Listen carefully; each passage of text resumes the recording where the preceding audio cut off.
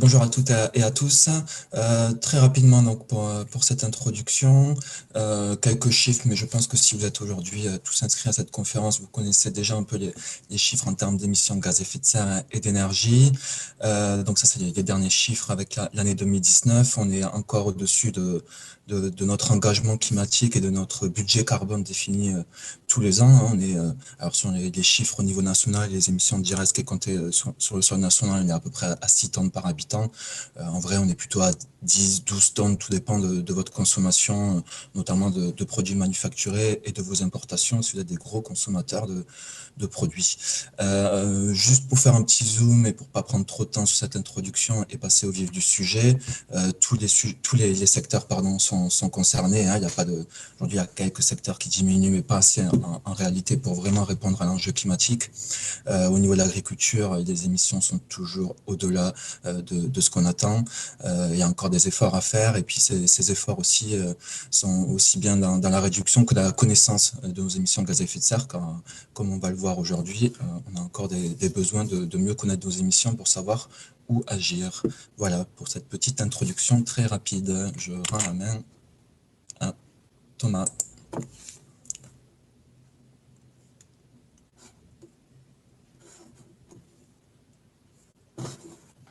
Bonjour à tous, donc Thomas Aiglin à l'ADEME. Alors moi aussi on m'a demandé de faire une petite introduction sur les questions de stockage carbone, mais je ne vais pas faire très long parce que l'enjeu c'est de parler d'ABCTR. Donc d'abord un petit rappel sur ce qu'est le stockage de carbone, en fait la séquestration de carbone dans les sols ou dans la biomasse. L'idée c'est que les plantes ont la capacité par la photosynthèse de capter du CO2 de l'atmosphère et lorsqu'elles meurent ou via leurs racines de restituer ce carbone au sol. Et donc, le fait de capturer ce CO2 et de le stocker dans le sol, c'est ce qu'on appelle la séquestration de carbone. Et donc, c'est un enjeu qui est aussi climatique. On le voit au travers de la stratégie nationale bas carbone. C'est un des leviers qui a été identifié complémentaire à une réduction drastique des émissions de gaz à effet de serre pour atteindre à terme et si possible dès 2050 la neutralité carbone. Alors, le stockage de carbone, ce n'est pas que l'agriculture, mais l'agriculture est un enjeu important. Est-ce que vous voyez passer ma diapo? Voilà, il y a un peu de retard. Et donc, on a commandité, pour mieux préciser ce potentiel de l'agriculture sur le stockage de carbone, une étude à l'INRA l'année dernière, et qui nous a fait un état des lieux du stockage de carbone dans les sols de France. Et voilà ce qu'on peut en dire. C'est que déjà, il y a des stocks importants, notamment dans les systèmes forestiers et dans les prairies permanentes, qui sont en augmentation, notamment dans les forêts, et qui sont à préserver. Et on a aussi des stocks qui sont stables ou en décroissance en moyenne dans les grandes cultures. Et là, on a quelque chose à faire, c'est de voir comment on peut accroître ou maintenir des stocks de carbone. Donc, l'INRA nous a calculé un potentiel de séquestration, donc c'est l'état des connaissances actuelles, dans ces sols agricoles, ces sols cultivés, qui seraient de l'ordre de 31 millions de tonnes de CO2 équivalent par an à l'horizon 2050, sans remise en cause profonde des systèmes de production. Et donc, c'est un enjeu qui est significatif, qui est pas nul et qui est important dans la lutte contre le changement climatique, où on doit activer tous les leviers.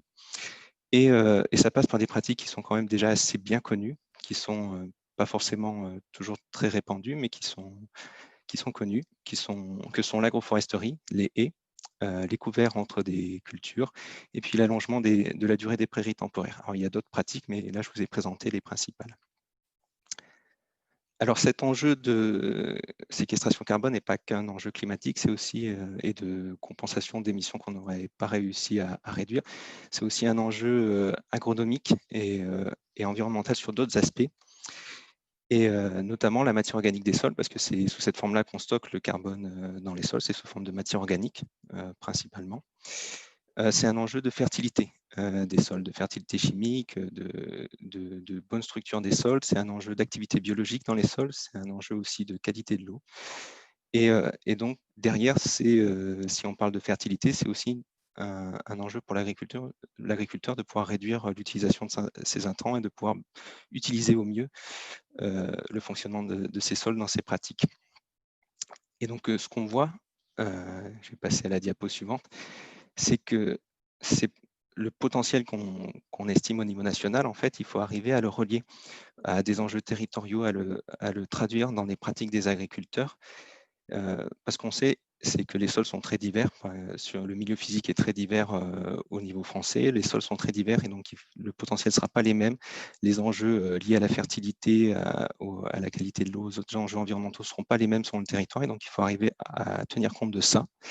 Et il faut aussi tenir compte des pratiques actuelles des agriculteurs et puis de leurs attentes, de leurs préoccupations.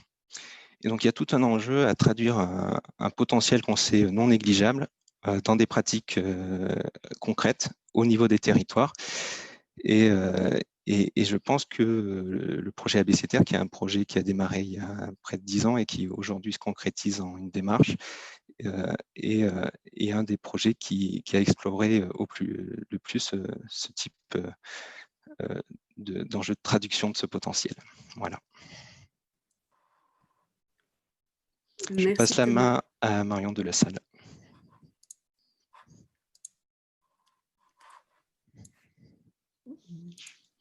Voilà. Merci Thomas. Donc, la méthode ABCTR vise donc en effet à réaliser un bilan de gaz à effet de serre des systèmes de culture d'un territoire et d'intégrer le potentiel de ces sols à stocker du carbone. Donc, petite parenthèse définition, par système de culture, on entend une succession de cultures qui se répètent donc dans le temps et où chaque culture se caractérise par des pratiques culturelles qui lui sont propres. Vous verrez que cette notion de système de culture est importante pour comprendre les tenants et les aboutissants de la méthode ABCTR.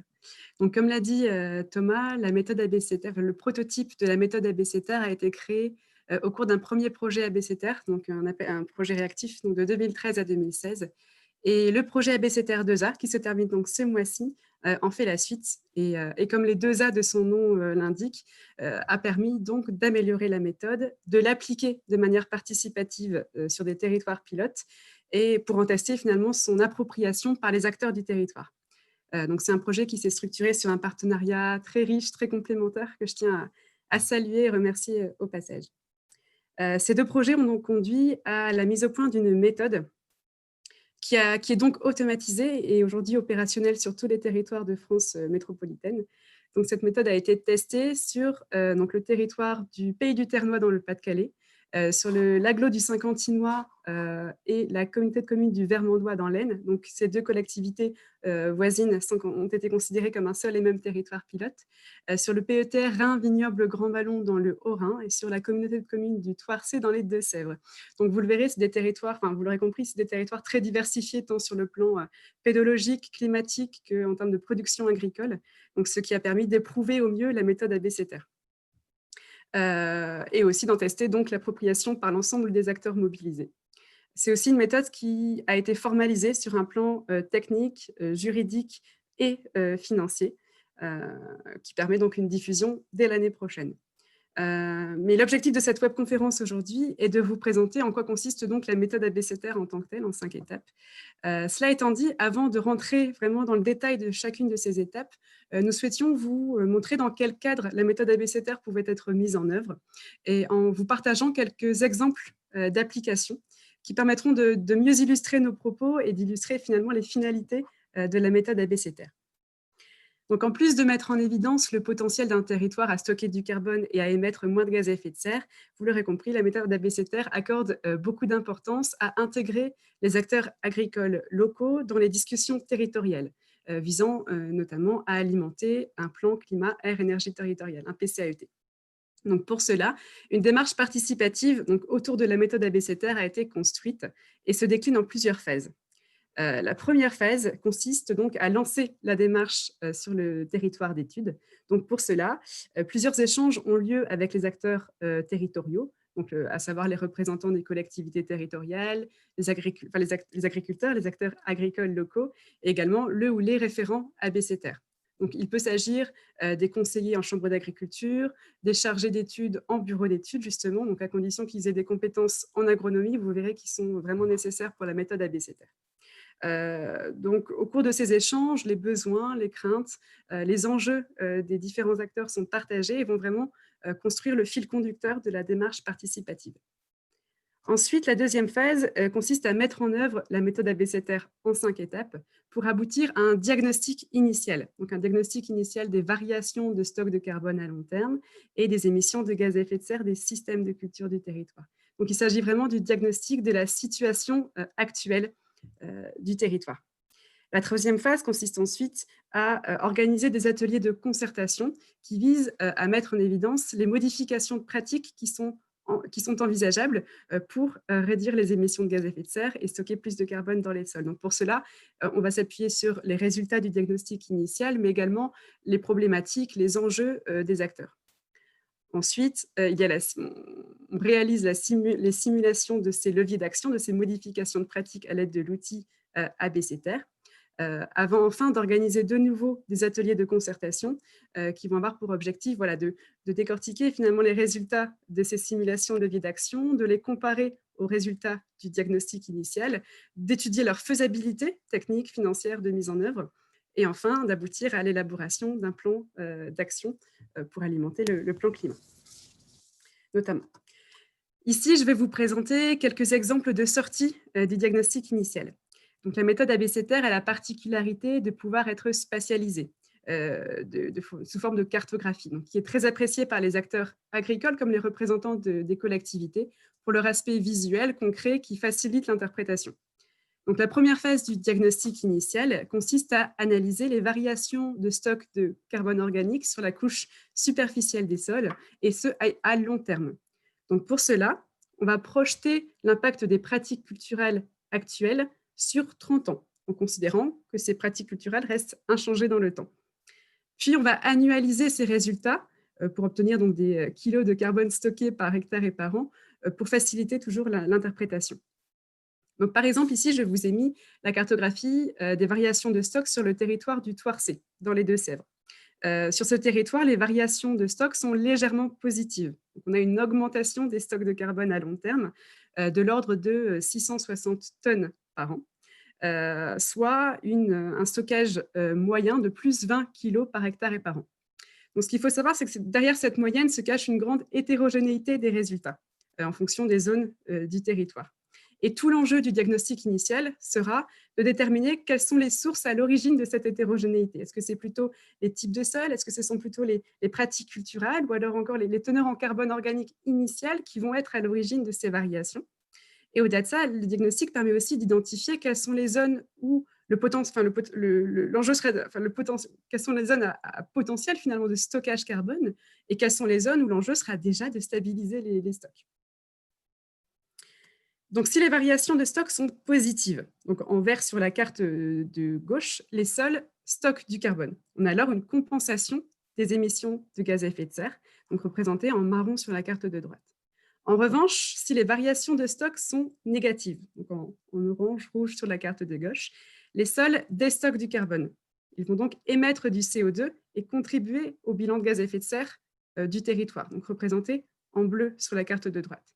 Ici, il est intéressant de comparer les résultats des variations de stock de carbone aux résultats des émissions de gaz à effet de serre liées à ces variations.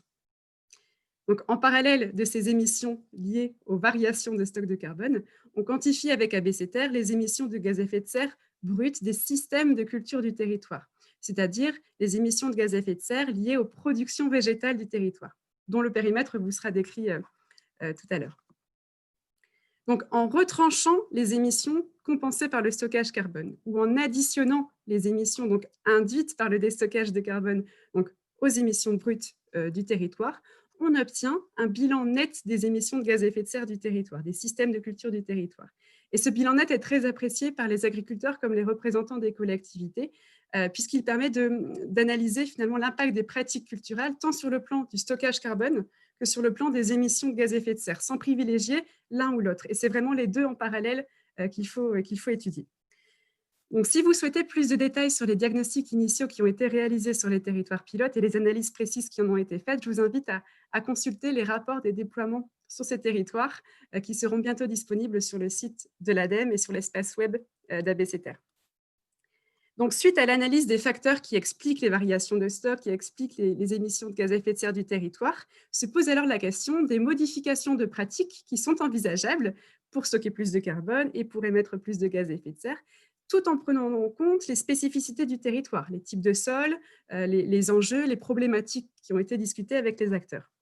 Donc pour cela, des ateliers de concertation vont être organisés. Donc ces ateliers participatifs peuvent prendre plusieurs formes selon les besoins des acteurs mobilisés. Donc ça peut être des formations qui peuvent être organisées. Donc dans le cadre d'ABCTR 2A, on a organisé des formations à la gestion des matières organiques, à la multifonctionnalité des couverts d'interculture par exemple.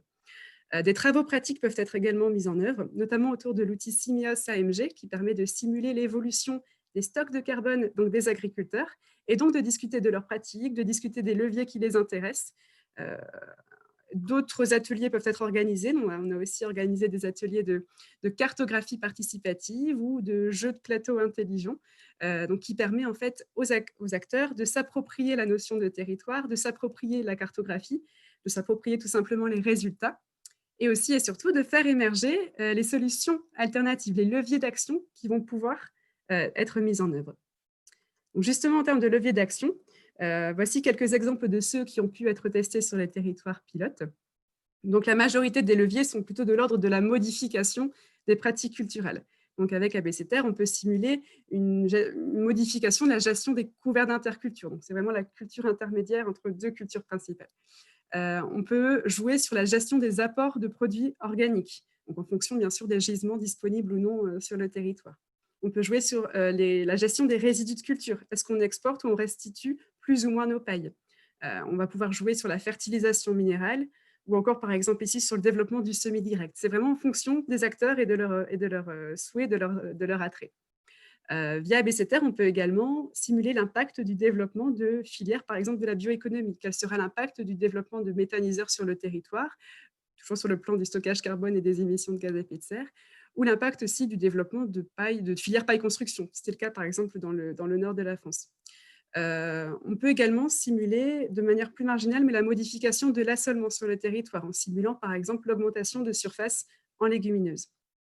Et bien entendu, on peut aussi cumuler différents leviers, simuler le cumul de ces différents leviers d'action. Et ce qui est intéressant, c'est de savoir que sur les territoires pilotes, ce sont aussi surtout les agriculteurs comme les collectivités qui étaient demandeuses de ces cumuls. Ensuite, prenons l'exemple de quelques-uns de ces leviers d'action justement qui ont été testés sur le territoire du Ternois, par exemple. Donc, le territoire du Ternois dans le Pas-de-Calais se caractérise par une grande diversité des cultures produites. Donc, on a beaucoup de céréales, de cultures industrielles, betteraves, pommes de terre, lin, et aussi beaucoup de cultures fourragères de par la forte présence de polyculture élevage sur le territoire. Donc, ce sont des sols à haut potentiel agronomique, plutôt des limons profonds. Et les acteurs qui ont été mobilisés sur ce territoire, ce sont les agriculteurs, les adhérents du groupe d'études de développement agricole, donc le GEDA du Ternois, très moteur sur le territoire. Donc, un premier exemple de scénario qui a été testé, qui consistait à optimiser la gestion des couverts d'interculture, donc en modifiant les dates de semis et de destruction des couverts et en simulant l'implantation de couverts plutôt enrichis en légumineuses. Un deuxième scénario testé consistait à réduire de 10% la fertilisation minérale sur les cultures principales, sans impacter le rendement. Donc, cette hypothèse, elle a été établie avec les agriculteurs qui travaillaient par ailleurs dans leur GEDA sur la baisse des intrants azotés, donc une meilleure application de la méthode du bilan, avec des tests de nouveaux outils de la décision, qui a permis vraiment de co-construire cette hypothèse. Et enfin, également à leur demande, on a cumulé le levier d'action couvert d'interculture et réduction de la fertilisation minérale en partant de l'hypothèse qu'on pourrait jouer donc avec les couverts sur le volet stockage carbone et avec le levier fertilisation minérale plutôt sur la réduction des émissions de gaz à effet de serre.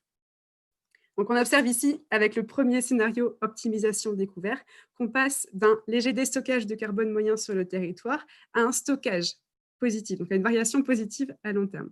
Ce qui nous permet d'obtenir un stockage additionnel aux alentours de 1800 tonnes de carbone par an, ce qui permet de compenser autour de 7500 tonnes de CO2 par an sur le territoire par rapport au diagnostic initial. Donc, en revanche, restituer des couverts d'interculture riches en azote au sol génère également plus d'émissions liées à la dénitrification, par dénitrification, des émissions de protoxyde d'azote. Et ça, c'est dû à la gestion par les micro-organismes du sol de la restitution justement d'azote par les couverts. Pour le deuxième scénario, on a en revanche une réduction d'émissions brutes de l'ordre de 9000 tonnes de CO2 équivalents par an par rapport au diagnostic initial. En revanche, pas de modification sur le stockage carbone en jouant que sur le levier engrais de synthèse. Et ce qui est intéressant d'observer, c'est ce troisième scénario, on a cumulé les leviers et où on observe qu'avec le levier couvert d'interculture, on a une compensation de 7000 tonnes de CO2 équivalent par an par rapport au diagnostic initial, et cumulé auprès de 4000 tonnes de CO2 tonnes réduites via le levier fertilisation minérale, on obtient alors une réduction nette autour de 11 000 tonnes de CO2 par an sur le territoire par rapport au diagnostic initial. Donc voilà, le détail de ces scénarios se trouve une fois de plus dans le rapport final d'ABCTR2A et dans les rapports des déploiements sur les territoires pilotes que je vous invite à consulter. L'objectif ici était vraiment de vous donner une vision de la façon dont on pouvait interpréter les résultats d'ABCTR, de vous donner vraiment une image de ce qu'on pouvait obtenir via cette méthode. Et pour terminer, la dernière phase, comme je vous le disais en introduction, de la démarche participative autour d'ABCTR consiste à co-construire un plan d'action pour alimenter le volet agricole du plan climat du territoire. Mais c'est intéressant de savoir qu'au-delà de ça, ABCTR permettait vraiment d'aller plus loin, de fédérer les acteurs et de créer de réelles dynamiques locales, dont on voit ici quelques illustrations. Par exemple, sur le territoire du PETR Rhin-Vignoble Grand Ballon, les résultats ont mis en évidence que la principale piste de réduction des émissions de gaz à effet de serre était autour d'une meilleure autonomie azotée des productions végétales du territoire. Donc, les référents ABCTR de ce territoire, donc la Chambre régionale d'agriculture Grand Est, avec les acteurs du PETR, ont décidé de construire, après le déploiement ABCTR, un projet de recherche participative qui visait à approfondir ce levier spécifiquement, ce qui est très innovant. Sur un autre exemple, sur le Pays du Ternois, un groupement d'intérêt économique et environnemental, donc un GI2E, s'est créé à la suite du déploiement d'ABCTR autour de la fertilité des sols, autour de cette thématique plus globale. Ils étaient très intéressés par le stockage de carbone qui a été approfondi dans le cadre d'ABCTR. Ils ont voulu aller plus loin et approfondir leurs connaissances sur les sols et aussi approfondir les leviers d'action qui ont été mis en évidence dans ABCTR en testant en grandeur réelle. Aussi, un autre exemple, c'est justement sur le territoire du Pays du Ternois. Ils ont fusionné avec la collectivité voisine, donc des 7 vallées, le Pays des 7 vallées, pour former un PETR. Et les acteurs du PETR ainsi formés ont souhaité déployer de nouveau la démarche ABCTR à cette échelle élargie du PETR, parce que vraiment convaincus de l'intérêt qu'ABCTR avait eu pour le Pays du Ternois, et ils voulaient vraiment pouvoir en bénéficier à cette échelle élargie. Voilà quelques exemples, en tout cas, des retombées très positives qu'il peut y avoir au-delà du fait d'alimenter le plan climat d'un territoire. Et voilà pour la démarche participative construite autour de la méthode ABCTR. Donc, j'espère que vous êtes maintenant encore plus curieux de savoir en quoi consistent justement les 5 étapes qui la constituent. Donc, je vais sans plus attendre laisser la parole à Olivier Scheurer et Justine Lamer qui vont vous le présenter.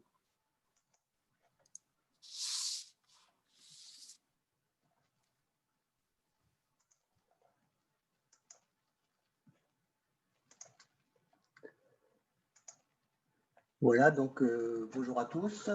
Donc, avant de rentrer dans le détail de chacune des étapes de la méthode, quelques éléments sur les objectifs généraux. Donc, on vise à caractériser les systèmes agricoles du territoire, la diversité des systèmes agricoles qui couvrent le territoire, et chaque système est ici défini par une combinaison entre une rotation de culture qui se répète dans le temps sur un type de sol donné, avec une teneur initiale, une teneur actuelle en carbone organique dans les sols et les pratiques culturales qui sont associées. Et donc, le principe de la méthode consiste pour chacune de ces combinaisons à utiliser des outils de calcul spécifiques qui vont déterminer d'une part, sur le long terme, les variations de stock de carbone organique générées par la combinaison et d'autre part, le bilan de gaz à effet de serre qui résulte de la mise en œuvre de ces pratiques culturales. Évidemment, pour alimenter ces outils, il y a une phase initiale de collecte des données que je vais maintenant vous présenter un petit peu plus en détail. Alors, pour première étape de la phase de collecte des données, il s'agit de caractériser les combinaisons rotation type de sol qui sont présentes sur le territoire. Donc, on va mobiliser, pour avoir l'information sur les sols, on va mobiliser ce qu'on appelle les référentiels régionaux pédologiques.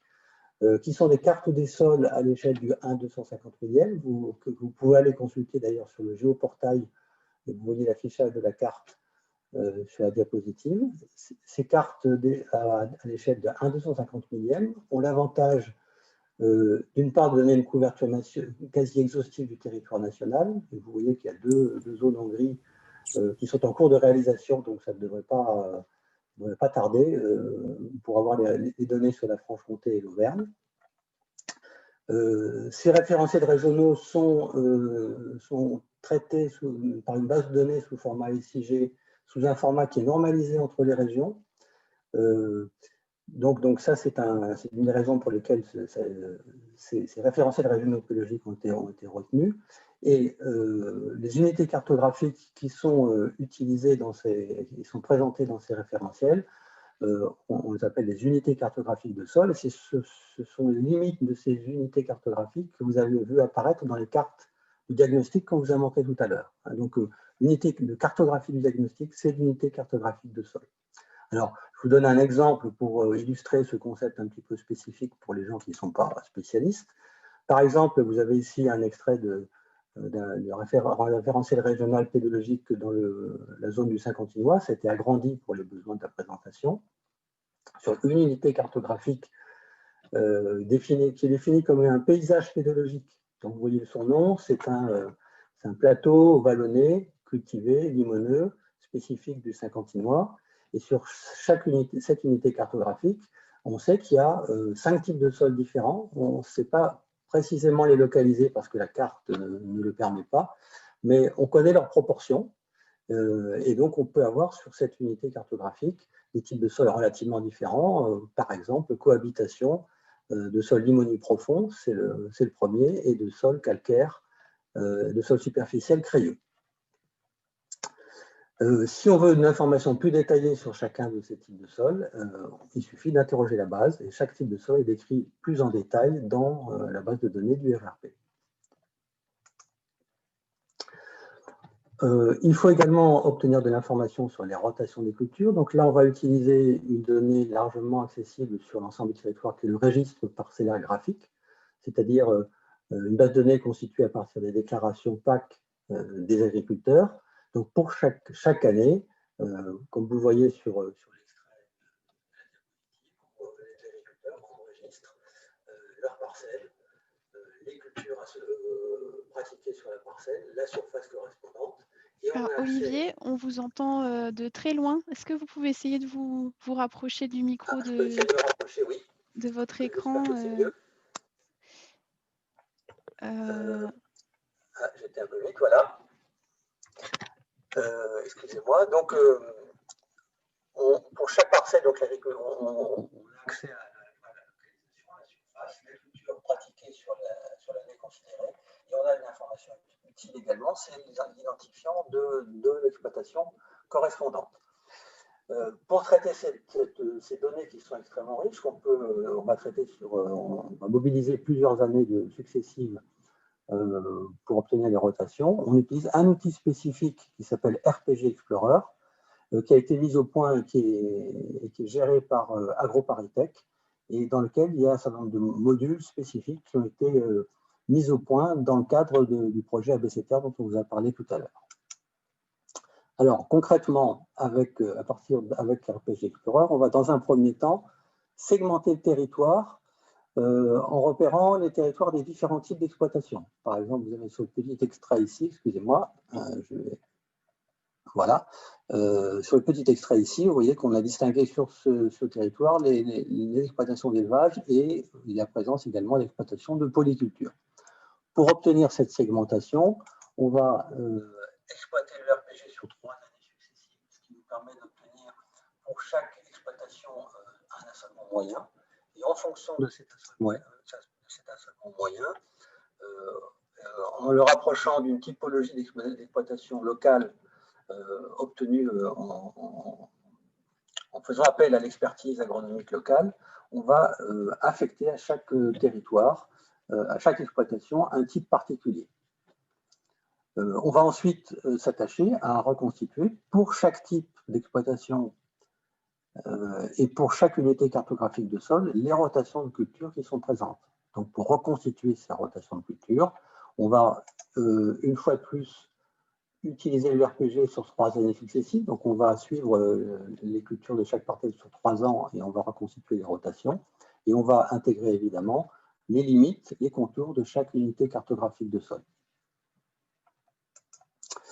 L'étape suivante, puisqu'on a réussi à obtenir dans chaque unité cartographique de sol la proportion des différentes rotations qu'on a reconstituées, on connaît la proportion des différents types de sol, il faut combiner les deux. Et donc, on utilise cette fois-ci un module spécifique d'RPG Explorer qui va reconstituer l'ensemble des combinaisons en rotation type de sol qui sont les plus probables sur ce territoire, notamment en utilisant un certain nombre de règles de compatibilité agronomique entre les types de sol et les cultures. Donc, on peut obtenir sur un territoire donné plusieurs centaines et en général plusieurs milliers de combinaisons, et c'est ça qui va être pris en compte par la suite par unité cartographique de sol et par type d'exploitation. Alors, il y a eu un petit travail de validation de la réalité de ces combinaisons et ce travail montre que les combinaisons sont correctement reconstituées pour au minimum 70 et jusqu'à 90% des surfaces. C'est ce qu'on a obtenu en utilisant des cartes des sols beaucoup plus précises que le 1,250 millième. L'étape suivante, je redémarre sur la teneur en carbone, je vous prie de m'excuser de ce contretemps. Donc, deuxième étape de la méthode, il s'agit d'affecter les teneurs en carbone au type de sol. On exploite la base de données des analyses de terre, donc il rassemble la majorité des analyses réalisées en France par les agriculteurs dans un but agronomique. L'avantage, c'est que ce sont des données récentes et nombreuses, beaucoup plus nombreuses que dans les RRP. Et qu'on peut accéder, moyennant certaines précautions, à la géolocalisation communale de chaque analyse. Les précautions, c'est que la seule personne autorisée à utiliser cette géolocalisation pour des questions de confidentialité, c'est l'unité Infosol de l'INRAE à Orléans. Une difficulté qu'il faudra résoudre, c'est que chaque analyse n'est pas explicitement affectée à un type de sol. Donc, c'est ce qu'on va essayer de faire pour exploiter correctement cette base de données. Dans un premier temps, on va sélectionner les analyses utilisables dans chaque UTS. Donc, on prend donc l'ensemble des communes du territoire. Dans ces communes, on extrait les analyses qui contiennent à la fois la teneur en carbone, ce qui nous intéresse, et en même temps la teneur en argile et la teneur en calcaire. Je vous expliquerai tout à l'heure pourquoi on s'intéresse à ces deux variables supplémentaires. Et ensuite, après avoir sélectionné ces analyses, on va les distribuer dans les différentes unités cartographiques, tout simplement par un croisement géographique à l'aide d'un SIG. Donc les contours des communes avec les contours des UCS, et on obtient donc un lot d'analyses exploitables pour chaque commune. Et vous voyez ici que cette étape est réalisée exclusivement par l'unité Infosol d'INRA. À l'échelle d'une UCS, donc on a un lot d'analyses qu'on va exploiter.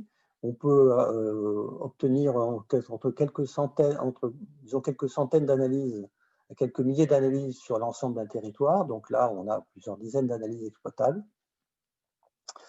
Chaque analyse va être attribuée au type de sol le plus probable de l'unité cartographique en se basant sur deux critères simples de similitude. D'une part, la classe de teneur en argile. Il faut que l'analyse appartienne à la même classe de teneur en argile que le type de sol et la même classe de teneur en calcaire. Alors, pourquoi est-ce qu'on se focalise sur ces deux critères? Tout simplement parce que ce sont deux déterminants majeurs qui interviennent beaucoup dans la minéralisation, donc dans le déstockage du carbone dans les sols. On obtient donc, sur l'exemple que vous voyez ici sur la droite, pour une unité cartographique de sol donnée, l'unité numéro 4, pour les types de sols qui correspondent à des limons argileux ou des limons argilo-sableux non calcaires, on va leur affecter toutes les analyses qui ont une teneur en calcaire inférieure à 1% et qui ont une teneur en argile comprise entre 17,5 et 30%, qui correspond à la définition des types de sols.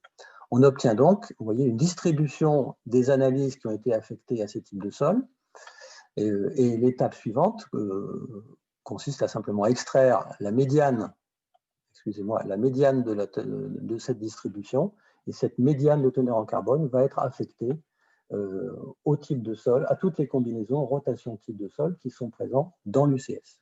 Cette étape, qui est malgré tout relativement complexe, est réalisée par agrotransfert. Donc voilà, j'en ai fini pour les 2 premières étapes. Je passe maintenant la parole à Justine pour les étapes suivantes. Merci Olivier, bonjour à tous. Juste le temps de vous partager mon écran.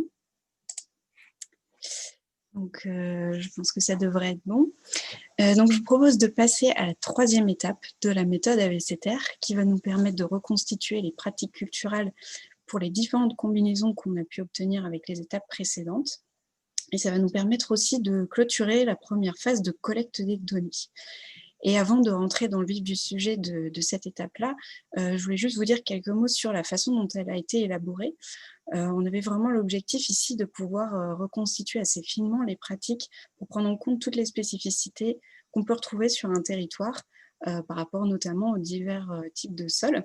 Mais il fallait aussi que cette étape puisse être duplicable partout en France, puisque la méthode ABCTR va pouvoir s'appliquer à tous les territoires de France métropolitaine et tout de même rester simple pour l'utilisateur et accessible. Donc c'est pour ça qu'on a choisi un fonctionnement avec différentes règles de paramétrage en fonction des pratiques qui vont nous permettre donc d'associer les pratiques à nos différentes combinaisons. On va avoir par exemple des règles qui vont être en fonction du précédent et du suivant, ou encore en fonction du type d'exploitation et de la culture. Donc il va y avoir en fait des règles spécifiques en fonction des différentes pratiques et qui ont été donc définies pour être les plus pertinentes possibles par rapport à chacune d'elles. Donc en termes de pratique, ce qu'on entend derrière, c'est eh bien, toutes les opérations, tout ce qui va être mis en œuvre, mis en place pour mener à bien, jusqu'aux récoltes, les différentes cultures de notre territoire. Donc par exemple des pratiques autour de la gestion des intercultures, du labour. Également, on va avoir besoin de collecter des informations sur les interventions culturelles qui ont lieu sur les différentes cultures, comme par exemple les opérations de semis, les apports d'engrais minéraux, phosphore, potassium. On a besoin d'informations sur la gestion des pros sur le territoire, également sur les pratiques d'irrigation. On a besoin aussi de collecter les rendements des différentes cultures. Donc pour les rendements spécifiquement, on a choisi de travailler en fonction de la classe de réserve utile. Et on a aussi besoin d'informations sur la gestion des résidus de culture. Donc je ne vais pas pouvoir vous détailler toutes les règles de paramétrage de toutes les pratiques, mais j'ai préparé 2 exemples pour justement vous illustrer la façon dont ce paramétrage peut fonctionner dans la mise en œuvre de la méthode. Donc par exemple, sur la gestion des intercultures, on va avoir besoin de connaître à la fois le type de couvert et la biomasse qu'il va produire. Donc on a choisi de travailler en fonction de la culture précédente et de la culture suivante, puisqu'on sait qu'en général, ce sont ces 2 éléments qui vont déterminer le type de couvert et la biomasse produite.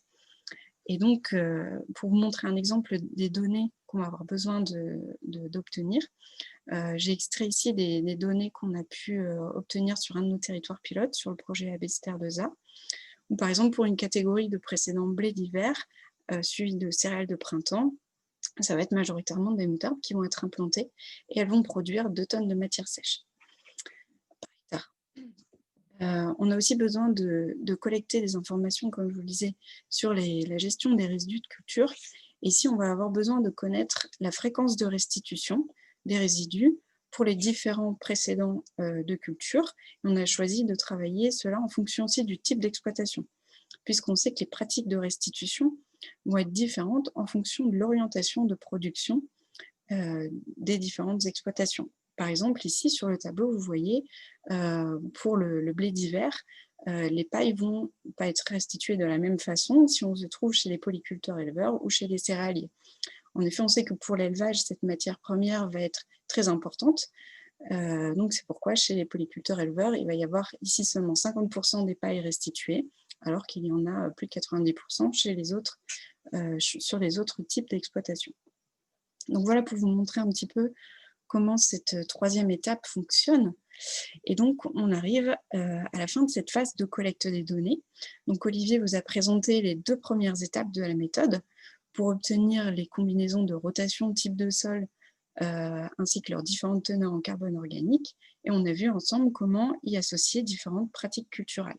Donc, on a pu caractériser les systèmes agricoles du territoire et on a obtenu donc les différentes combinaisons de rotation de culture, type de sol, teneur en carbone organique et pratiques culturelles qui vont composer notre territoire.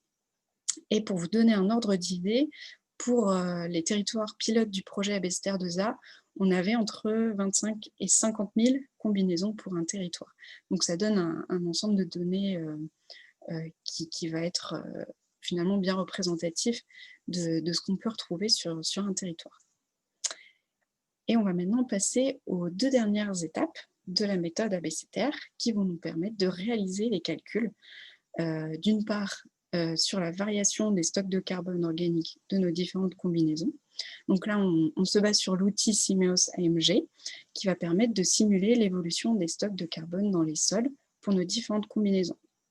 Et la dernière étape va nous permettre de réaliser le bilan gaz à effet de serre des systèmes de culture de nos différentes combinaisons. Donc on va détailler ces étapes ensemble. Et donc tout d'abord sur la variation des stocks de carbone sur le long terme. Donc je vous le disais, on a intégré ici l'outil Simeos AMG directement dans l'outil ABCTR. Donc c'est transparent pour l'utilisateur. Il y a ces 2 étapes de calcul sont en une seule dans l'outil. Et donc cet outil Simeos AMG repose lui sur le modèle AMG, donc qui est un modèle qui a été développé par l'INRA depuis plus de 20 ans et qui depuis a été amendé par de nombreux travaux, et notamment ceux récents de Hugues Pivot, qui ont permis de faire une validation très large du modèle et qui s'avère donc assez robuste pour représenter les différents types de sols et systèmes de culture qu'on peut retrouver en France. Et donc ce modèle va reposer sur une part la quantification des entrées de carbone humidifié et d'autre part la quantification des sorties de carbone par minéralisation. Et c'est le solde de ces deux postes intégrés dans le temps qui va permettre d'obtenir l'évolution du stock de carbone sur 30 ans. Donc on a choisi de travailler sur 30 ans, une projection de l'évolution à 30 ans, en cohérence avec les études récentes, notamment celle du 4 pour 1000, dont vous parlez Thomas au début du webinaire.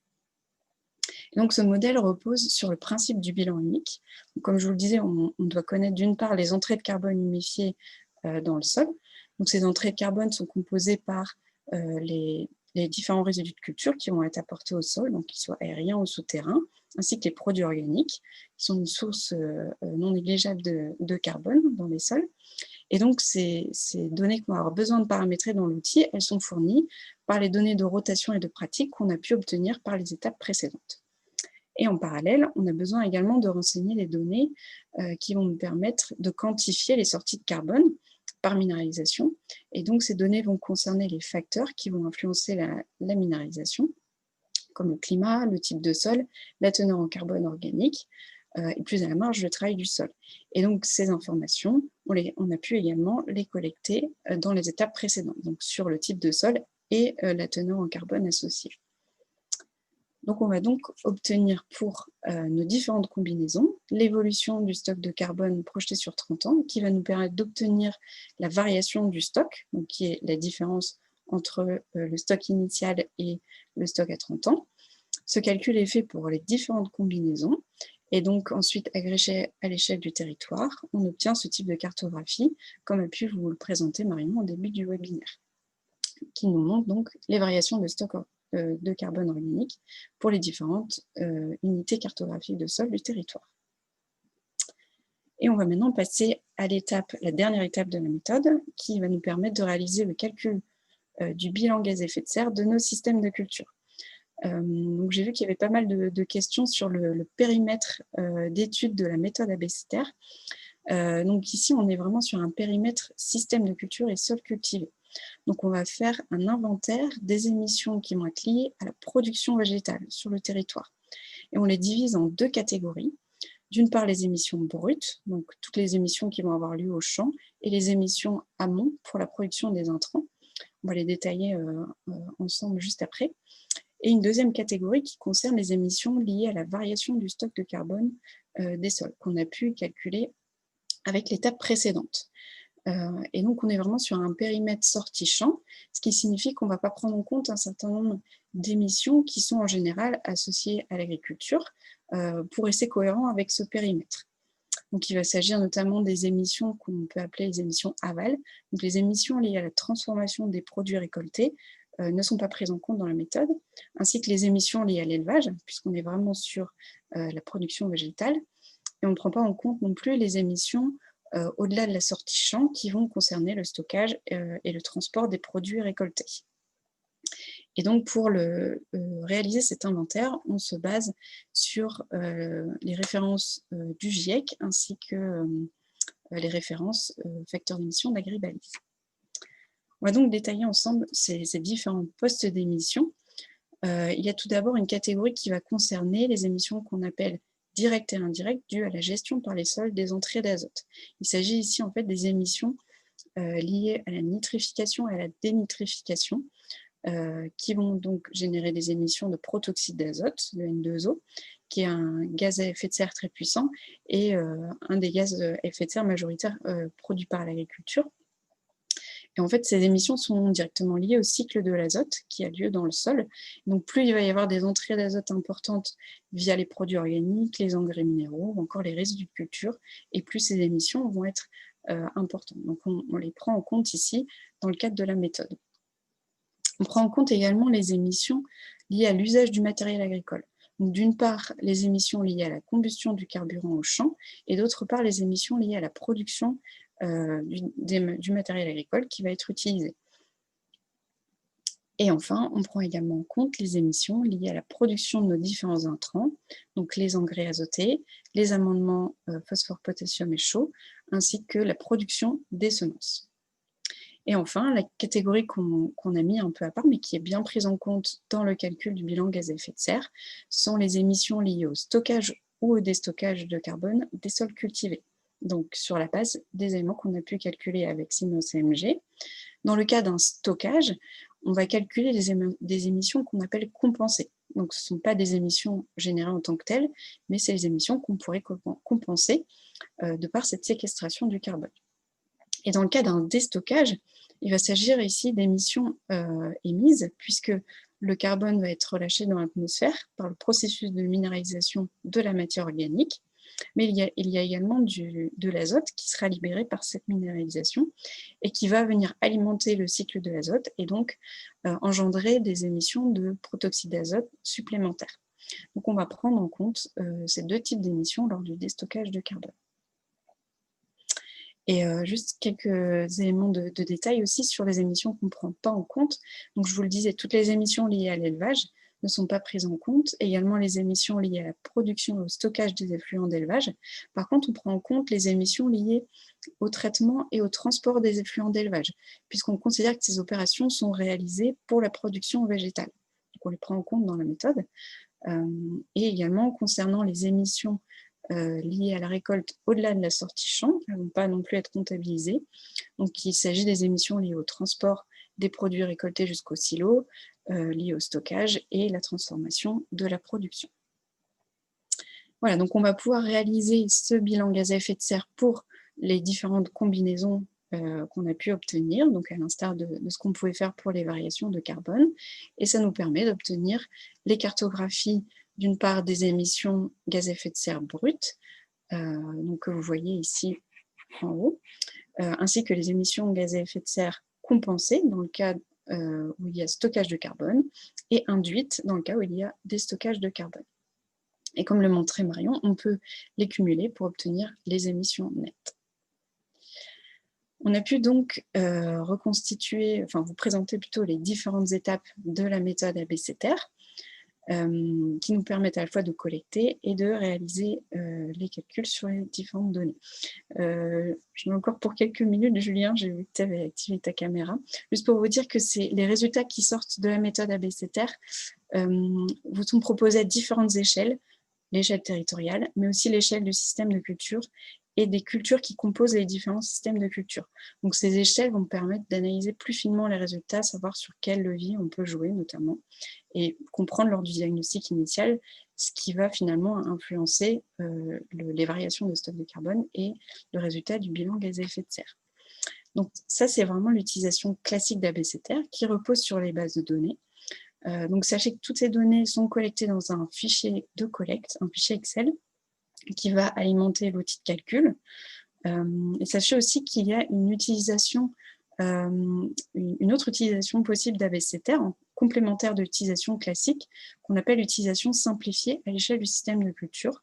On va avoir les mêmes étapes de calcul, mais où on a la possibilité de renseigner les données réelles, les données de l'agriculteur. Donc ça va permettre d'avoir une vision complémentaire, notamment lors des ateliers participatifs, pour alimenter les réflexions autour des scénarios alternatifs notamment. Voilà, donc on va pouvoir passer à un temps d'échange juste après. J'ai juste quelques petits mots à vous dire avant de passer à ce temps d'échange. Et ici, pour information, l'espace web d'ABCTR, où vous pouvez retrouver toutes ces informations. Juste avant de passer au temps d'échange, quelques mots sur le fonctionnement d'un déploiement ABCTR. Donc il va y avoir plusieurs parties prenantes. Le bénéficiaire va être en général à l'origine de la demande d'un déploiement ABCTR. Donc ça peut être des collectivités, des syndicats d'eau ou des groupements d'agriculteurs. Il va bénéficier des résultats, ce bénéficiaire, et être en général aussi le principal financeur, et demander donc la réalisation de la prestation ABCTR par un référent utilisateur. Donc ces référents utilisateurs, ça peut être vous, chers auditeurs, puisque ça va être surtout un profil conseiller de, par exemple, chambre d'agriculture, bureau d'études ou encore coopérative. Le référent utilisateur est formé à la démarche ABCTR, détient la licence et détermine avec le bénéficiaire la stratégie de déploiement à adopter en fonction des spécificités de son territoire. Et nous, AgroTransfert, allons accompagner le référent utilisateur dans les différents déploiements d'ABCTR. Donc, on a une application plus ou moins importante en fonction des besoins du référent utilisateur. Et nous sommes également, nous allons réaliser les formations, mettre à disposition la licence, nous hébergeons l'outil et réalisons sa maintenance. Voilà, donc si vous voulez en savoir plus, je vous invite à me contacter directement. Vous avez mes coordonnées qui s'affichent et vous les retrouverez aussi sur l'espace web ABCTR. Merci pour votre attention.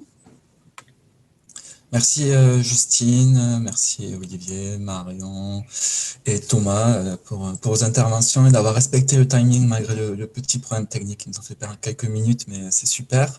Alors il y a beaucoup de questions, il y a déjà des questions, je pense qu'on a déjà eu des réponses dans le chat, puis il y a des questions qui sont peut-être un peu trop techniques pour être abordées là autour du temps qui nous reste, 20 minutes, donc il y a des réponses qui seront apportées après avec le compte rendu, puis vous trouverez plein de réponses dans l'étude, n'en doutez pas.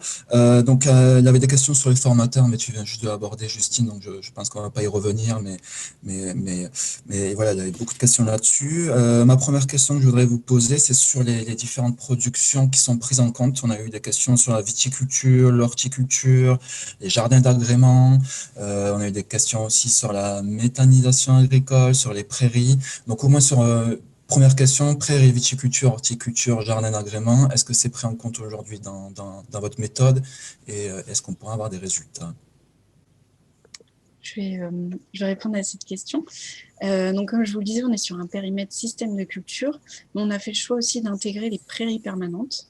Donc, on va pouvoir connaître la présence de prairies permanentes grâce au registre parcellaire graphique. Mais malheureusement, elles ne peuvent pas être simulées avec l'outil Simulus AMG. Donc, on prend une variation forfaitaire de carbone. Par contre, on prend bien en compte toutes les émissions qui vont être liées à la gestion de ces prairies. Donc, tout ce qui va être jardin d'agrément, donc ça va être en dehors de notre périmètre. La viticulture l'est encore. On a réfléchi sur la fin du projet avec les partenaires à voir si ça serait possible à l'avenir de l'intégrer. Mais voilà, je ne peux pas encore vous répondre sur cela à l'heure actuelle. Ok, merci. On avait des questions, puis ça reprend la dernière question qui a été posée par Sylvain sur les questions-réponses en direct. La question de la monétarisation, ou la question autour du label bas carbone, c'est des choses assez récentes aujourd'hui qui sont sorties. Donc, est-ce que ABCTR est compatible ou non avec le label bas carbone et quelles sont vos visions sur ce sujet? Oui, donc c'est une très bonne question. On allait l'aborder juste après dans la conclusion, mais en effet, on souhaite voir l'année prochaine dans quelle mesure on peut adapter ABCTR à la méthode label bas carbone grande culture, sachant qu'on est quand même sur un périmètre légèrement différent, puisque la méthode grande culture, en tout cas, est à une échelle exploitation ou groupement d'exploitation. Nous sommes à une échelle territoire, donc reconstituée sur la base des différentes combinaisons qu'on a pu vous montrer. Néanmoins, on sent qu'il y a un lien très fort et que pouvoir proposer le label bas carbone en complément d'ABCTR, ce serait une vraie plus-value pour pouvoir valoriser au mieux le plan d'action qui émergera de la démarche. Donc, c'est quelque chose qu'on va étudier précisément en détail à partir de l'année prochaine. Super, merci pour cette réponse. On avait des questions aussi autour de la méthanisation agricole et la cohérence avec la méthanisation. On a eu beaucoup de questions qui ont été posées là-dessus. Peut-être Marion, sur le scénario qui avait été imaginé dans le TORC. Sur la méthanisation, oui. On peut prendre en compte en fait, la simulation qui a été faite autour de l'impact du développement de filières méthanisation peuvent ont été simulées sur le territoire du TORC, où donc Florent Abivin, le référent de ce territoire, a simulé une plus grande introduction de digesta sur le territoire. Et en contrepartie, la production de cultures intermédiaires à vocation énergétique qui remplaçait une partie de la production des couverts d'interculture. Donc en fait, ils ont simulé ça plus sur les aspects digesta vs couverts d'interculture qui pouvaient être implantés en plus à l'échelle du territoire. Donc en faible proportion, parce qu'on n'allait pas passer, bien sûr, on n'allait pas récolter l'ensemble des couverts d'interculture cultivés à l'échelle du territoire, bien avoir en tête qu'on travaille à une échelle globale qui est assez grande. Donc on travaille dans la finesse. Et justement, pour être un peu plus fin, sur d'autres territoires, notamment dans l'Aisne et le Terre-Nord, on a pu simuler à l'échelle de systèmes de culture pour les agriculteurs autour de la table qui étaient intéressés, pour eux, travailler spécifiquement autour d'un projet de méthanisation. On a pu faire des simulations pour eux spécifiquement, et notamment autour des digestats et des couverts et des cives, des cultures intermédiaires à vocation énergétique. Donc, c'est plus comme ça qu'on peut simuler l'impact de la méthanisation, en sachant que donc les émissions qui sont évitées de par une moindre utilisation des énergies fossiles n'est pas considérée dans notre méthode. Donc ça, on sensibilise toujours bien les agriculteurs en disant, ça répond peut-être aussi à d'autres questions qui ont été posées. On rappelle bien à chaque fois, nous, notre périmètre. On ne prétend pas qu'on fait un bilan geste de tout le territoire, comme peut le faire le Climagri, par exemple. Thomas en parlera tout à l'heure. Nous, l'idée, c'est vraiment qu'on est sur le système de culture. Donc, on est à l'échelle du champ, finalement, du sol, du champ. Donc ça, on le met bien en avant et on sensibilise les agriculteurs. Même si on ne le prend pas en compte, en tout cas, on sensibilise les agriculteurs et les acteurs autour de la table et les collectivités. Merci, j'espère que ça répond à la question. Une autre question qui a été posée, il y a beaucoup de questions, je ne prendrai pas toutes les questions, ne soyez pas frustrés si je cite pas vos questions. Là, avec quelques questions sur l'impact du changement climatique sur le stockage. Est-ce que vous pouvez nous répondre? Qui se lance? Justine, je t'en prie. C'est une bonne question. Faut savoir que l'impact du changement climatique, on a pu le tester dans le projet ABCTR2A sur certains territoires pilotes. Néanmoins, la façon aussi dont c'est pris en compte dans Simios AMG ne nous permet pas de prendre en compte, par exemple, la variation climatique au cours du temps. Donc voilà, on va pouvoir peut-être représenter les changements de précipitation, une augmentation de température, ça va impacter la minéralisation du carbone, la minéralisation de l'azote, et donc ça va être pris en compte de cette façon dans la méthode. Je ne sais pas s'il y a des compléments à apporter, peut-être, Marion.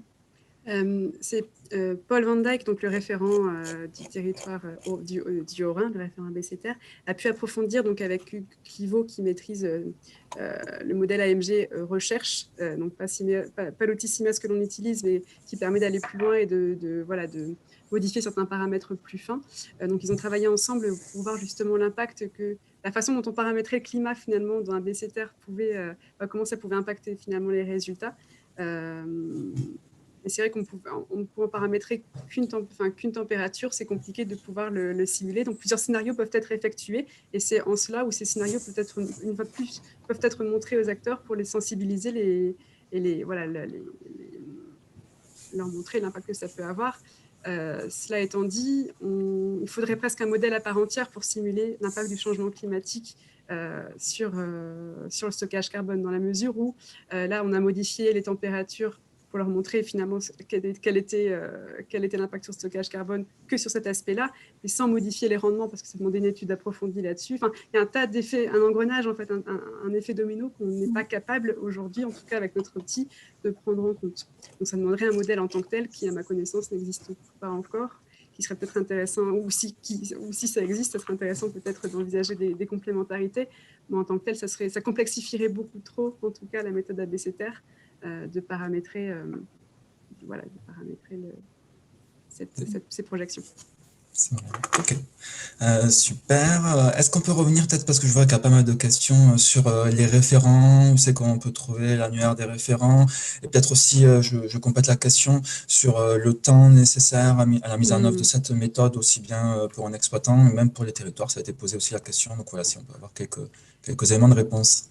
Alors, pour les référents, comme vous l'avez compris, on vient de terminer la phase de test d'ABCTR, enfin, la deuxième phase de test via l'expérimentation sur les territoires pilotes, nos 4 territoires pilotes. Donc, à l'heure actuelle, nous avons 4 référents ABCTR sur ces 4 territoires pilotes. Donc, on a Fabien Dutertre à la Chambre d'agriculture Nord-Pas-de-Calais, on a Coralie Di Bartolomeo à la Chambre d'agriculture de l'Aisne, Paul Van Dyck à la Chambre d'agriculture Grand Est et Florent Abiven à la Chambre d'agriculture des Deux-Sèvres. Enfin, voilà, sur le rapport final, vous verrez leurs coordonnées. Donc voilà, pour ce qui concerne les référents actuels, notre objectif, c'est de pouvoir former d'autres référents l'année prochaine. Donc n'hésitez pas à contacter Justine si vous êtes intéressé.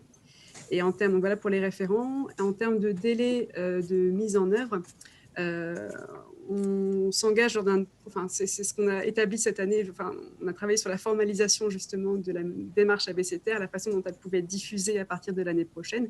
Donc nous, ce qu'on propose en tout cas, c'est de réaliser un minimal diagnostic initial sur un délai de 6 mois, dans la mesure où on est dépendant aussi de l'accès aux données initiales que vous avez présentées notamment Olivier, donc le RRP, le RPG et la BDAT.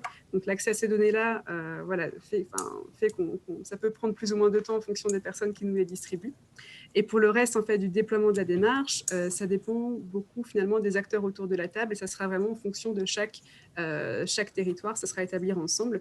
En tout cas, il faut s'attendre à une quarantaine de jours, voire une cinquantaine pour un nouveau territoire, à répartir entre AgroTransfert et le référent en fonction de ce que le référent voudra mettre comme temps, en fonction de sa formation, en fonction de ses besoins, en fonction du territoire. Donc voilà, c'est entre 40 et 50 jours de mise en œuvre à se répartir entre acteurs. C'est pour donner des fourchettes. Ok. Bon, pour tous ceux qui voudront avoir des infos un peu plus détaillées pourront revenir vers Justine, donc, qui sera la référente de l'outil après cette conférence. Super, j'ai encore une petite question à vous poser sur la prise en compte des phytos, ça a été beaucoup abordé aussi. Donc comment dans la méthode aujourd'hui ABCTR vous prenez en compte les phytos et leur impact sur le stockage? Je vais répondre à cette question. Donc, on ne prend pas en compte les émissions liées à la production des produits phytosanitaires dans le cadre de notre inventaire bilan gaz à effet de serre pour 2 raisons.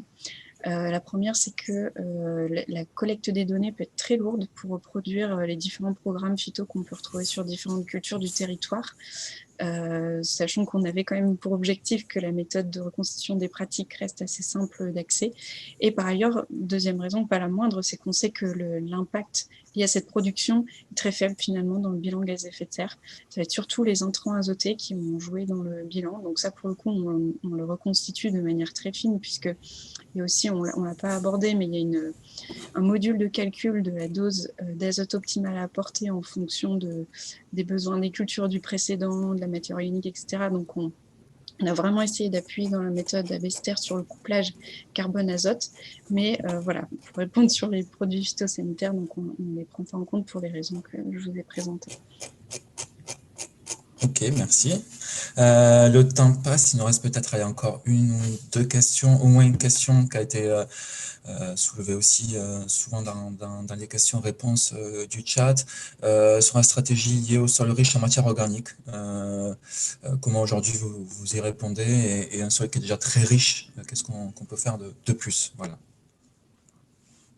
Olivier, tu peux peut-être répondre à cette question? Je dirais qu'un sol très riche, l'idéal, c'est de maintenir ce stock très riche. Ça ne paraît pas très réaliste de devoir continuer à l'augmenter compte tenu de ce qu'on sait des dynamiques des sols. S'il est très riche, c'est que son histoire culturelle fait qu'il a accumulé dans le passé des teneurs en carbone élevées pour différentes raisons.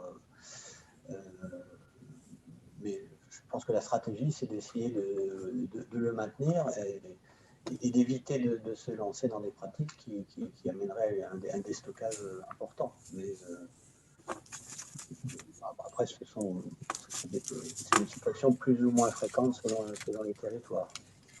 Et tout à fait, je te rejoins aussi dans l'idée que finalement, à l'échelle c'est ce qui est tout l'intérêt de travailler à l'échelle du territoire aussi, c'est que ce qu'on veut mettre en évidence avec ABC Terre, c'est que travailler sur des moyennes, ça a des atouts, mais pour parler du stockage carbone, c'est quelque chose qui est qui est trop peu précis finalement. Il y a une telle variabilité sur un territoire qu'il est intéressant justement de réfléchir dans sa globalité et les zones où il y aura vraiment beaucoup de déstockage du fait des teneurs initiales élevées, d'un stock initial en carbone élevé.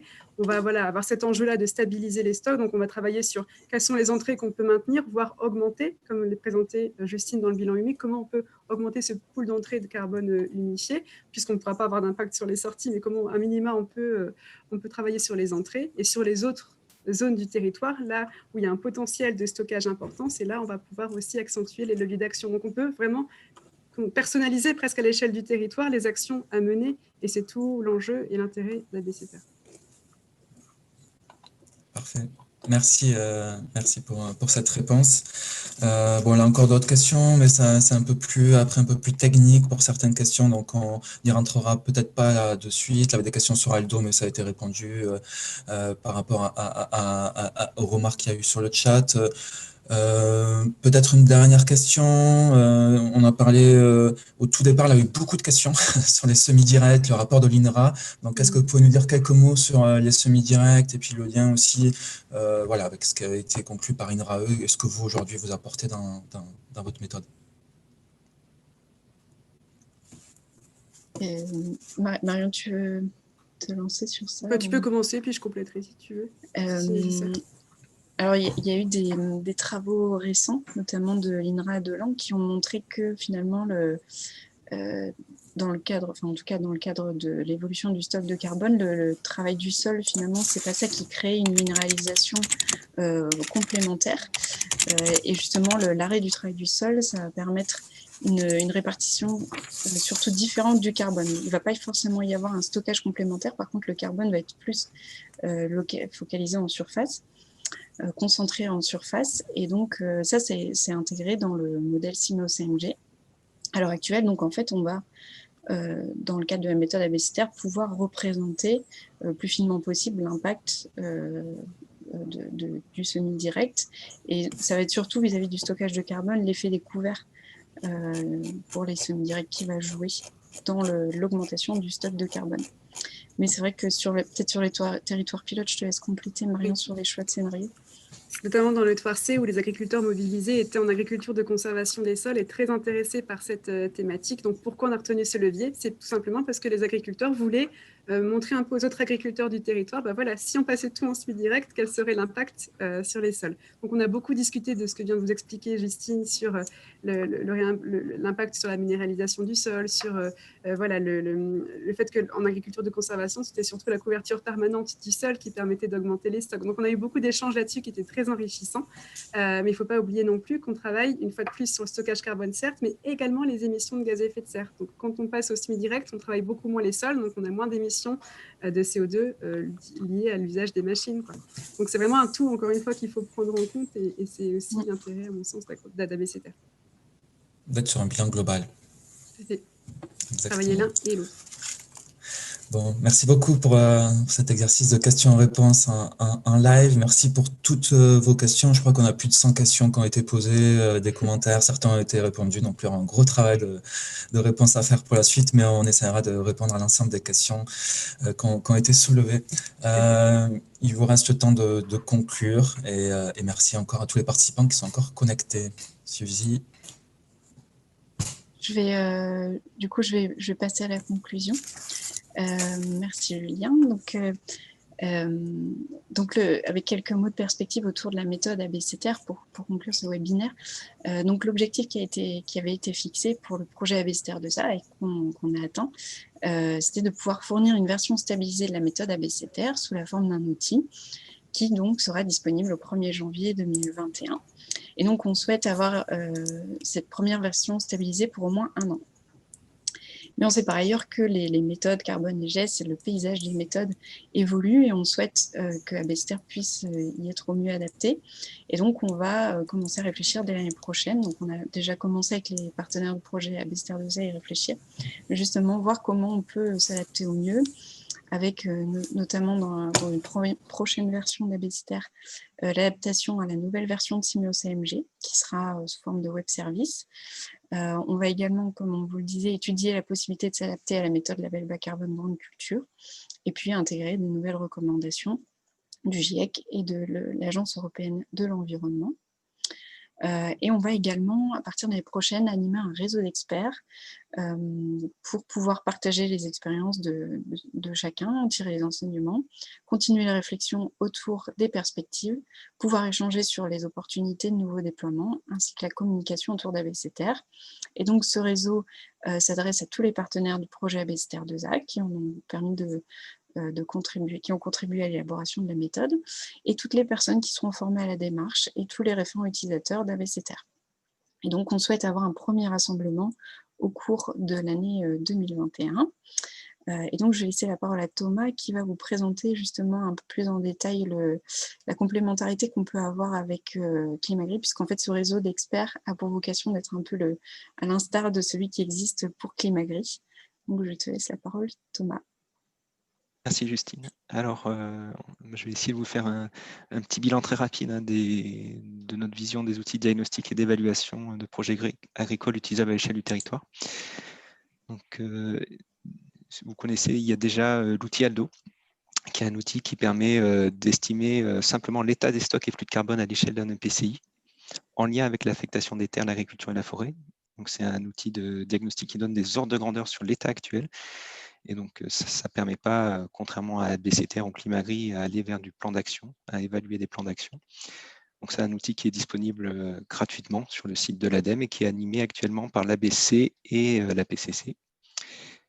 Le deuxième outil, quand on veut aller plus loin, quand on veut aller sur du plan d'action, ça va être Climagri. Alors, lui, il permet de mettre en place une démarche globale de diagnostic gaz à effet de serre et stockage de carbone sur les secteurs agricoles et partiellement forestiers de mon territoire, et d'aller jusqu'à l'élaboration et l'évaluation d'un plan d'action en intégrant des indicateurs autres que les indicateurs GES et stockage de carbone, que sont les indicateurs qualité de l'air, notamment l'ammoniac, des indicateurs énergétiques de production et de substitution potentielle, et même alimentaire de potentiel nourricier. Donc c'est une démarche qui est diffusée par l'ADEME via un réseau d'experts qui est formé, donc sur le même principe que propose Agrotransfert pour ABCTR. Et donc, comment on positionne nous ABCTR? C'est pour aller plus loin sur la question des systèmes de culture et de l'intégration de l'hétérogénéité du milieu. Climagri ne permet pas de prendre en compte les sols, ce que permet ABCTR, et puis aussi d'aller plus loin, comme vous l'avez vu, dans la mobilisation des agriculteurs autour des actions à mettre en œuvre, alors qu'ils peuvent tester, qui peuvent faire des propositions. Là, Marion l'a bien illustré autour du territoire du Touarcé, où les agriculteurs de conservation voulaient montrer tout l'intérêt de passer en SMI direct et de voir que le premier levier dans l'agriculture de conservation, ça reste quand même d'augmenter le retour au sol de matière organique via les couverts végétaux.